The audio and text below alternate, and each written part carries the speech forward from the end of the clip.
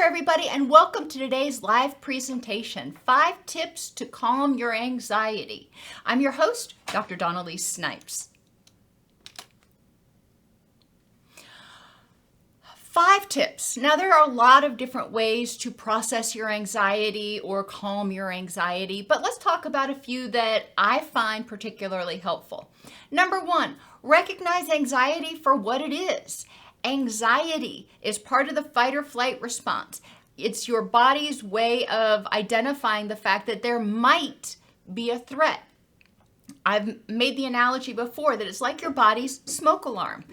Smoke alarms are not always 100% accurate. They can be set off by a steamy shower or by a really strong wind or whatever. You can get a lot of false positives with smoke alarms. Same thing's true with our anxiety and our anger. Sometimes when we experience a situation similar to one we experienced in the past that was threatening, we may perceive it as threatening now, even though the situation is totally different. It's similar, but it's actually not a problem now. So it's important to recognize that it's your body trying to tell you there might be a threat and give you the energy through that activation of the HPA axis, give you the energy to actually get up off the couch and check and see if there is a threat. It doesn't mean that you have this energy and that you have to run, that you have to fight. It means it's just allowing you to have the resources you need just in case. Learn your anxiety vulnerabilities and triggers. Vulnerabilities are things that make you more likely to react to a situation with a stronger than normal reaction for you. So vulnerabilities can be like being overtired, being sick, being in pain, being in a large crowded area, or being in an area where there's a lot of hubbub going on where you feel just completely overwhelmed. Vulnerabilities can be physical, like I said, sleep deprivation, sickness, pain, etc. Low blood sugar, it's another one. Vulnerabilities can be affective. If you're already anxious or angry or depressed or overwhelmed, then you're already primed to react to stress with a more intense reaction. Vulnerabilities can be cognitive. If you are in a negative frame of mind where you are interpreting most things as catastrophic, then that can put you in a place where you're probably going to be more likely to have a more intense response. Vulnerabilities, as I mentioned, can be environmental. If you are one of those people who doesn't like to be in the middle of all the stuff and being in the middle of, for example, a classroom of 6-year-olds is overwhelming to you, then that might cause you stress because you've got, little ones running around everywhere. So you might be more likely to react with a more intense irritability or reaction. And finally, relationship vulnerabilities. If you are feeling bad about yourself, your self-esteem's low, or if you are feeling unsupported, or maybe you're just around somebody who gets on your very last nerve, let's just put it out there, then that may make you more vulnerable to respond to mild triggers with a more intense reaction. So vulnerabilities, it's important to be aware of these because a lot of them you can mitigate or you can prepare for. So let's take the example of if you didn't get enough sleep and you're not feeling your best, you have got to volunteer in your kid's kindergarten classroom where there's a bunch of little 5-year-olds running around everywhere.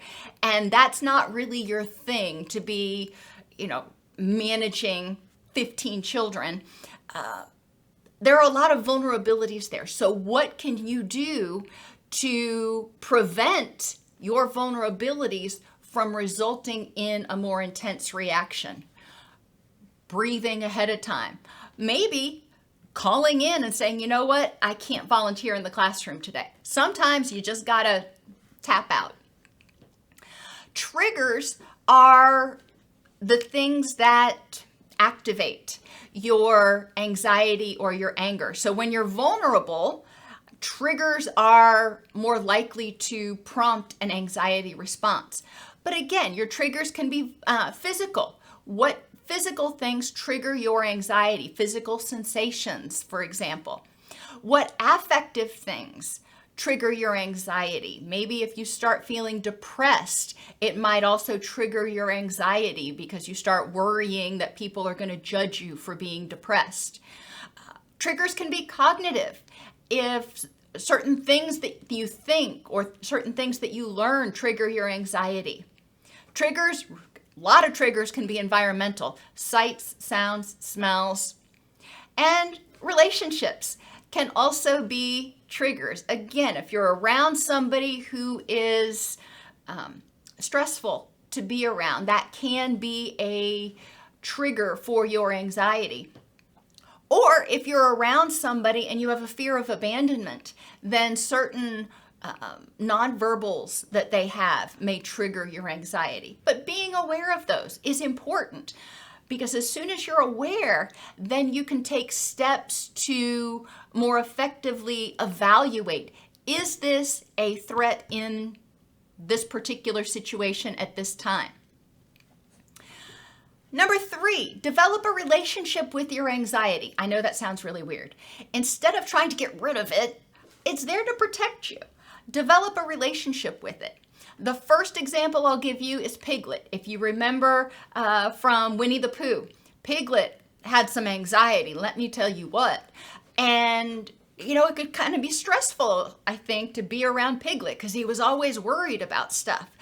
However, getting to know Piglet and developing a relationship with him allowed he and Pooh to get along just fine. Recognizing that Pooh recognized that sometimes Piglet would get upset about stuff that Pooh didn't really see as threatening. Your anxiety is the same way. Sometimes your inner Piglet is going to get upset and you look around and you go, you know what? It's not such a big deal. Mine is Lenny. And when I start having high levels of anxiety, my chest starts to feel tight, and I've named it Lenny. I literally call it by name, and I'm like, Lenny's sitting on my chest today. And by doing that, it separates the anxiety from me. I don't have to be that feeling. I recognize that Lenny's there, and Lenny's not doing anything but, sitting on my chest, and Lenny will go away. But that's, kind of how I personify it in order to unhook from those feelings. When you start feeling anxious, scat. And when I say scat, I mean like scat, scat, get away, not scat what animals leave on the ground. I recognized after I did that mnemonic that it could be taken either way. But scat stands for check to see if you're safe. Get mindful, look around, go, am I safe at this point in time? Is there any imminent threat to me? In this context, am I safe? Okay. So once you recognize that you are safe, then you can start taking steps to address those triggers that might be contributing to your anxiety smoke alarm going off. Calming your anxiety isn't just about feeling anxiety and starting to breathe and going, okay, if I breathe for long enough, I'm going to feel relaxed and the anxiety is going to go away. No. As long as that amygdala is, fired up and saying, hey, there might be a threat, it's going to be hard to tone down that anxiety. So being aware of your triggers, developing a relationship with it so you don't feel like you have to react. Just because Piglet's anxious doesn't mean you have to be anxious.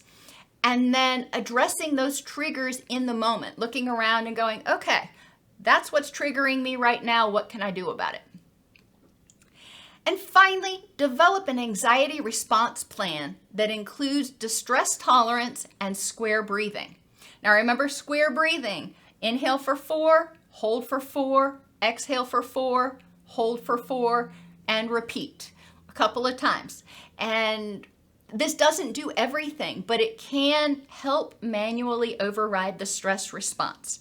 Like I said, in and of itself, that's not going to do everything, because if you're still feeling anxious, if your brain is still screaming at you, hey, there's a problem, then they're going to be in competition.